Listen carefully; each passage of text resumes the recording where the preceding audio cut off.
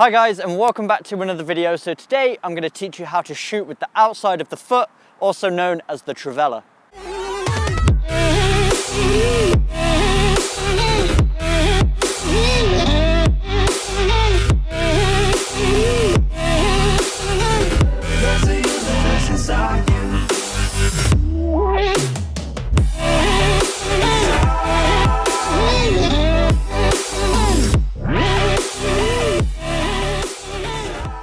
So before we get into the step-by-step tutorial, I just want to say a huge thank you to Band for sponsoring this video. So Band's an app that allows you to take control of a group or organization or anything that you're involved in. So if you have a homework club, a football club, and you're organizing training sessions and you want everybody to know what time to arrive at the pitch, you can put it in the calendar. You can have group chats, individual chats, so everybody has all the information they need, so your group is seamless and organized at all times. And if you sign up now, Band's actually giving away $250,000 worth of sponsorship to school teams for the upcoming school year. All you need to do is sign up to the app, which is absolutely free, and invite 5 people, and you'll be eligible for that $250,000 prize. But without further ado, thanks again to Band for sponsoring this video, and let's get into the tutorial.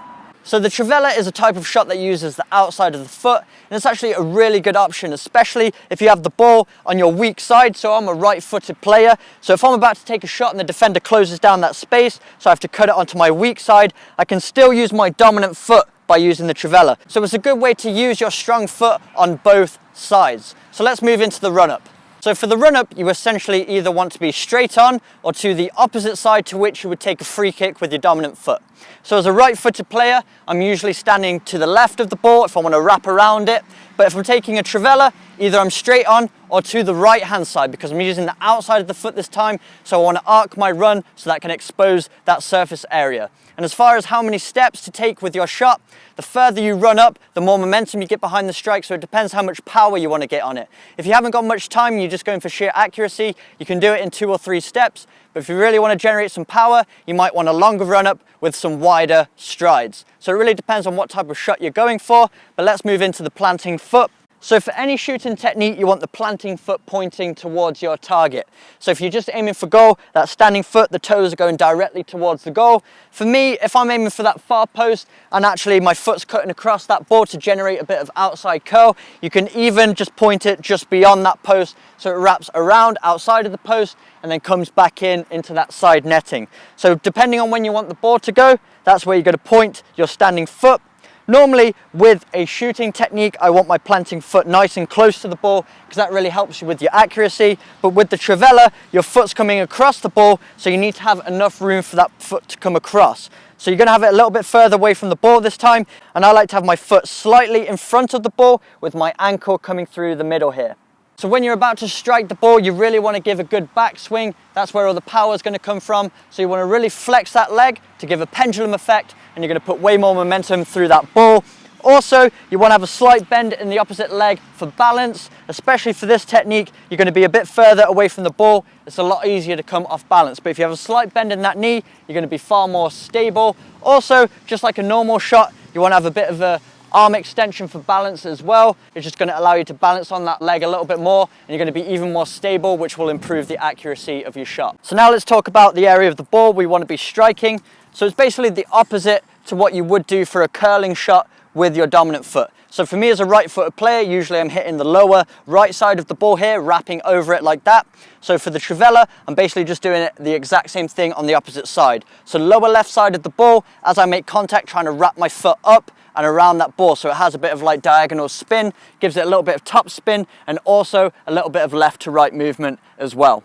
So now let's talk about the area of the foot we want to be using to strike the ball. So usually for a traditional shot, you're trying to find that sweet spot.